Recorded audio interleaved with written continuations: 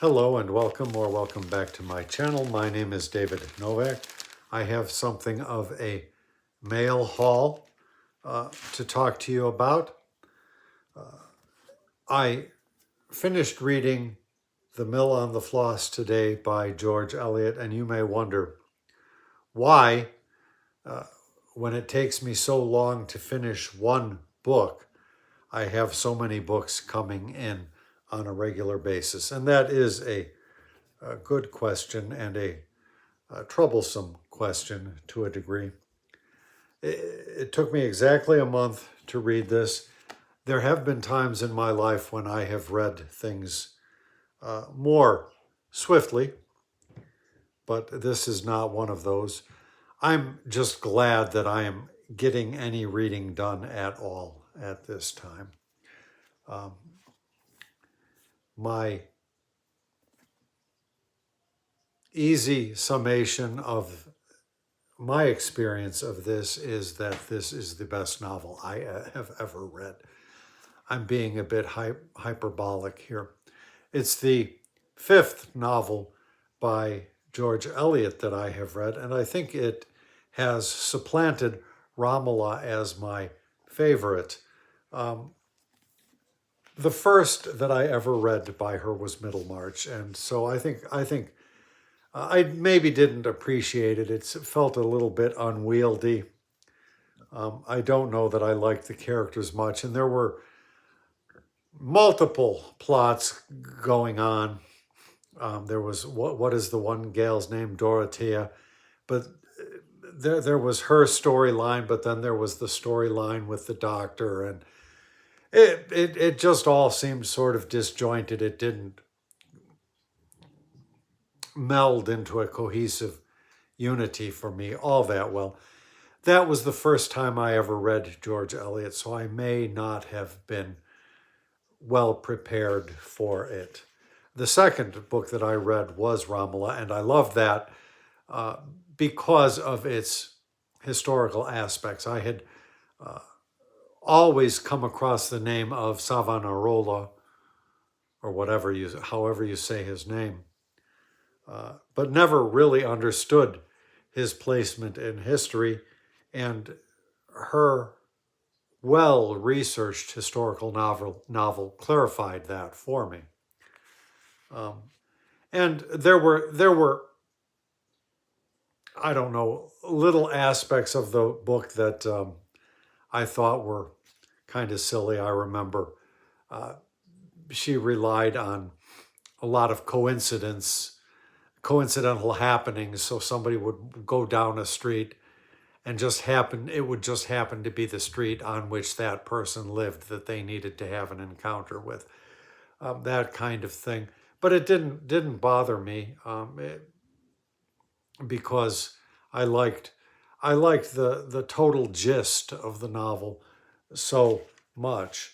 I think the next one that I read was Silas Marner, and that one just seemed sort of incomplete. It seemed like she had a greater plan in mind, and at some point just decided to wrap it up without really fleshing out all of the potential in the plot which she had set up. It was as though all of a sudden she needed to have something to the publisher that day, and so she just cut it short. So it was a little bit unsatisfying. And the next one that I read was Daniel Deronda, and I liked that, but some of the esoteric matter was a little bit too much for me. There was at least one chapter which was, I think, something like a room full of Jews talking about Judaism, and it was just beyond my interest level. And it seemed like one thing happened after another, and I got a little bit tired maybe of following the title character, Daniel Deronda, around. Mill on the Floss seems the most realistic, I guess. Every character, all of the actions seemed true to life, as though they might have been real. And I read somewhere that this is the novel that is most based on Eliot's personal experience, her family life, perhaps, growing up. I don't know. I have her autobiography, not an autobiography, I have a biography of her. And if I ever read it, maybe I will find out more. It doesn't matter to me. But except for possibly what I think you might call a deus ex machina ending, which may be the thing that some people dislike about the novel. I've heard some people don't like it. It essentially follows the relationship between a brother and sister, with the main focus on the sister, the younger sister, who is an interesting character. The brother is not a very likable sort, and just every single action seemed, it was not that I could predict it, because I couldn't predict what was going to happen, but what happened seemed entirely natural. And then for me, even if the ending was a deus ex machina sort of finale, I thought it worked tremendously well. So this book, as well as another that I read earlier this year, by Ernest Hemingway. Now, I can't remember the title of it now. They both had real interesting rowboat scenes. Come to think of it, that's a theme in my reading this year, because Edmund White, is that the author that I read his memoir? He began, well, it was a boat. I don't think it was a rowboat, but both the scene in the Hemingway novel, it was just a really wonderful thing. He's the serviceman in Italy, and trying to get out of Italy, and they go by boat. And it was just a marvelous scene. And the one in this, now there's more than one scene in a rowboat in this, but and I don't want to spoil it for you, but it was just a really magnificent scene. Anyhow, I'm off on a tangent here. My plan after reading this is to read the Cider House Rules. Some folks on BookTube are going to be reading the Cider House Rules in November, but I've got a couple of weeks between, and so I decided to get a book. Now, I don't know what happened to my scissors. I brought the scissors out here. Am I sitting on them possibly? Yeah, that's possible. Well, oh, there it is. I put Eliot on them. I'm sorry, I'm just a little bit distracted tonight. I am short on, I was short on sleep last night, and I'm going to be hitting the sack very soon. But I thought I would open this one and show you what, and I'm pleased that it's a very short book, because I have been doing a little bit of ice watching. That is, going out in the mornings to see if ice comes around to the neighborhood. And if ice does come around, ICE is the federal agency comprising fascist thugs who exist to treat cruelly persons, particularly of brown-skinned complexion. Let us say that. They do not restrict their cruelty to such persons, but that is their aim, following the program of President Donald Trump and his cohort. And here in the city of Chicago, people are taking an active stance against the entire project. And so I am going out in the morning. The aim or the focus of the activity is to document an event. ICE shows up on the street or a kidnapping occurs, etc. Now, it has been quiet in my neighborhood, but I am going out. So it's being a part of the defense against fascism. And because I understand that this activity, actually any activity henceforth with this regime, carries with it a certain amount of risk, I thought that I wanted to read Mark Bloch, Strange Defeat, a statement of evidence written in 1940. He is talking about why France fell to the Nazis. Mark Bloch wrote Strange Defeat during the 3 months following the fall of France, after he had returned home from military service. In the midst of his anguish, he nevertheless brought to his study of the crisis all the critical faculty and all the penetrating analysis of a first-rate historian. So he was resisting fascism, and I think he became part of the underground movement in occupied France and was executed by the Nazis. And he's not a favorite historian of mine.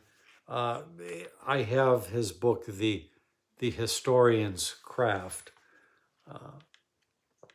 But I thought that it would do me well to try to cozen up to a fighter for freedom, a fighter against fascism, and to just learn what his experience was. It's less than 200 pages, 170 something here. And we'll see how it goes. I don't love his writing. I don't remember who translated the other one. This is translated from the French by Gerard Hopkins. I don't believe Gerard Manley Hopkins. That would have been quite a feat, but translated by Gerard Hopkins. So I'm hoping to get into this and see where it takes me.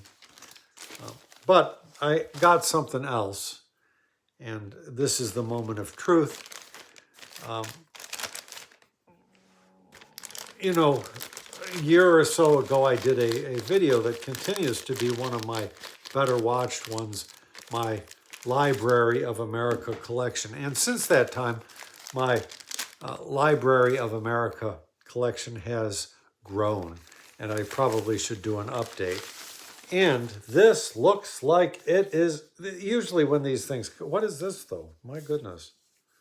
There's something stuck in here that shouldn't be. It looks like I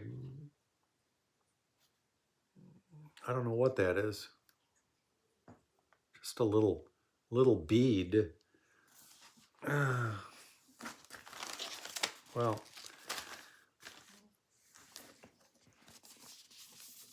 looks in great shape, but usually when you order a Library of America book from a used vendor, it tends to be in decent shape. I don't think they get read all that thoroughly. So I saw this at a store and thought that it looked like an excellent anthology. I have I have the set of American poetry. It's a 5-volume set that Library of America puts out, which is very nice. And I have, I think I have their book of sonnets, and I have a couple of their books of various war poetry in anthology. And their poetry offerings are great. And this one, I glanced at it in the store somewhere, or in the shop. It wasn't a store, it was a shop. And I thought that it looked pretty good. And so I thought I would pick it up just to have on hand. It's not the kind of thing that I will read straight through. I would imagine my dear Claude McKay must be in here, but let's see what they would have.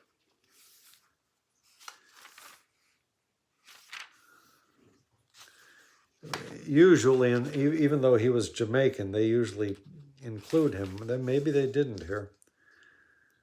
Paul Laurence Dunbar,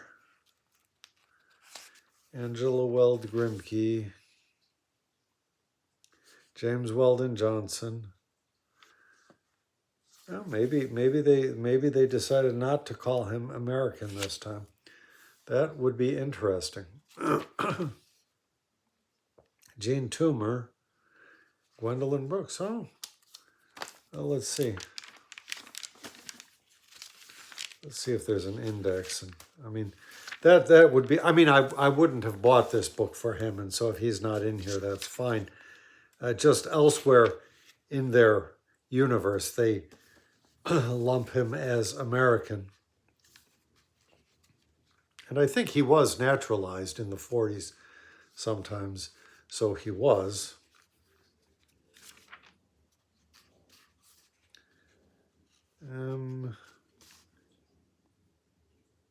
McKay, Claude, 226, so he is in here. Let's see how well represented. It's just a way to judge a book sometimes. You look up something that you know a little something about. Oh, so Christmas in the Air. So they start with a dialect piece, then the Harlem Dancer, a very oft anthologized piece, Harlem Shadows, If We Must Die, on Broadway, The Tropics in New York. So it's The Lynching, America, My Mother. So it's a nice little selection. And then The White Man is a Tiger at My Throat. So it's, I mean, for an anthology, that's good. But of course, I am interested in this volume for the other poets included. Let's see how Strange Defeat begins. It's got a kind of weird little warp there. I don't know what that is. I don't know how such a mark would have been imprinted into the book. It doesn't bother me, though. Well, let me read you. Did he write the foreword or did somebody else?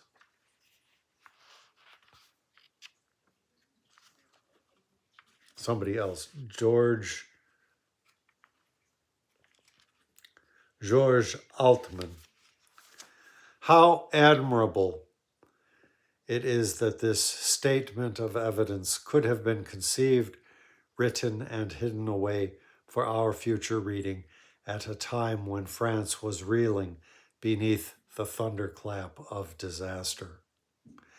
When our world was crumbling in an appalling confusion of men and things, when the land of liberty, of the rights of man, of spiritual grandeur and civilized elegance had, through the machinations of Vichy, taken on the semblance of a savage tribe, bidden to make obeisance before barbarian totems and absurd taboos, when so many men of letters were rushing at top speed into the open arms of slavery, how admirable indeed that this great witness who, 4 years later, was to fall in the service of the resistance, could thus uncover, could thus analyze with such lucidity the secrets of one of the strangest defeats in all history.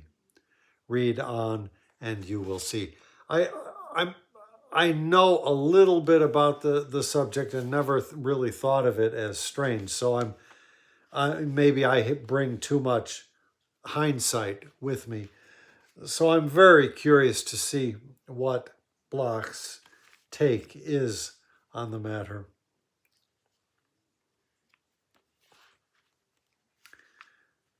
So let me just read a little bit from chapter 1, Presentation of the Witness.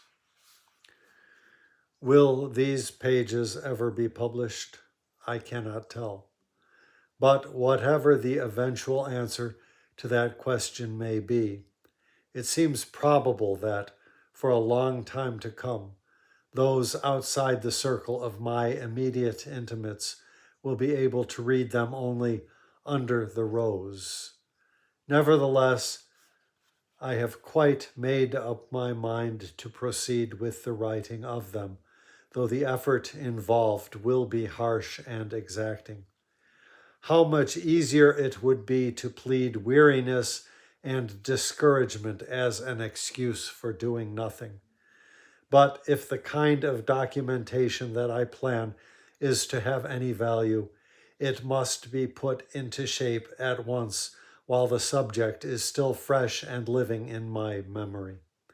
Nor can I really persuade myself that the effort will be wholly useless. A day will come, of that I am convinced, after no matter how long a delay, when this old and sacred soil of France, from which in the past so many harvests have been lifted, harvests of free thought and of judgment unrestrained, will once more burgeon into ripeness. In that happier future, many secret records will be made public. Gradually, the mists of ignorance and malice, which now begin to gather about the most terrible collapse in all the long story of our national life, will thin. It may be that then those on whom the duty falls of seeing through them to the truth beyond will be helped in their task by glancing at the pages, should they come their way, in which an eyewitness has set down the events of the year 1940, just as he experienced them. Gosh, that is really good.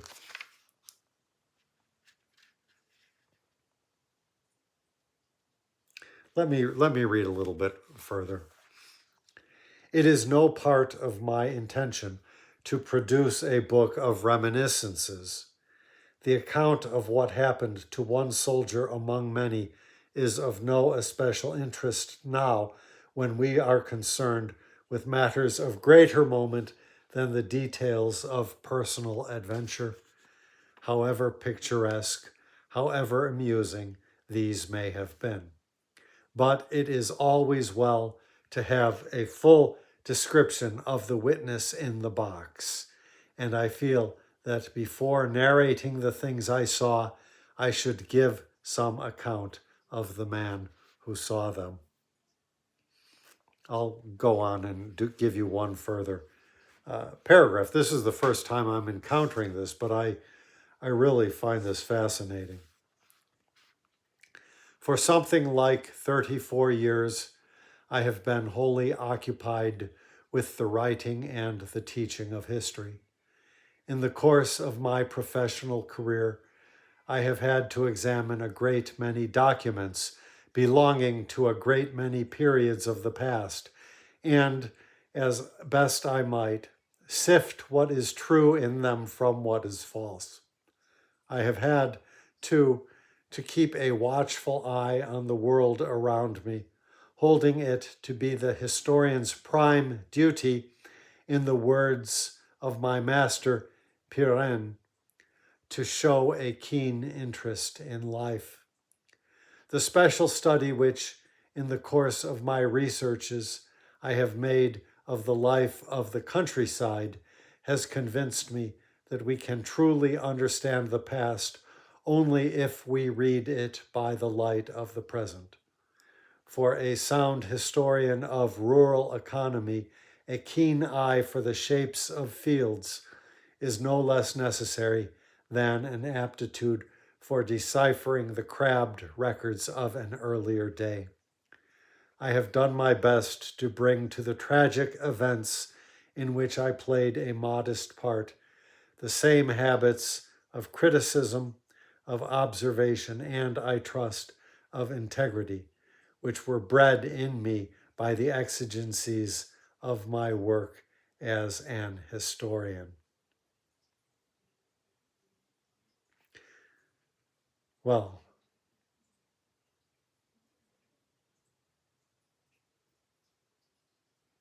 let me just read the next sentence or two. My chosen calling is generally considered to be peculiarly lacking in adventure, but destiny decided that I, with most of my generation, should, on two separate occasions, separated from one another by a stretch of 21 years, be jerked violently from the ways of peace. This looks like a fantastic read, and I think it is the perfect thing to bridge the gap between Mill on the Floss and Cider House Rules, if indeed I do follow through with this plan. I'm reading less than I would like. My plans for the year fell apart with the advent of a fascist regime in my country, the United States. But having one's reading plans fall apart is not the worst thing that can happen. And so most recently, I chose this book because in the midst of all the turmoil of everyday life as well as the news, I knew that Eliot would provide me with a very solid piece of work. I don't know, something of a Gibraltar on which I could plant my attention firmly, and she served me well in this book. And now I feel that I need to read something that speaks to my present moment. And the thought of defeat remains a potential for all of us in this country. I am hopeful that somehow these felons and moral degenerates that go by the party of Republican and in many cases refer to themselves as Christian. I hope that these people in their cabal can be ejected, but it is possible that they may not be. And even if their defeat eventually comes, still any one of us may meet defeat before such a fortuitous happening. So this, I think, will speak to me, and it is not too long. Perhaps it will help me to steel myself for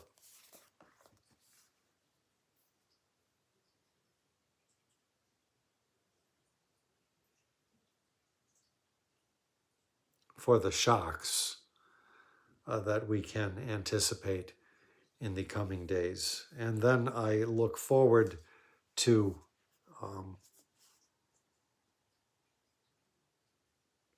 John Irving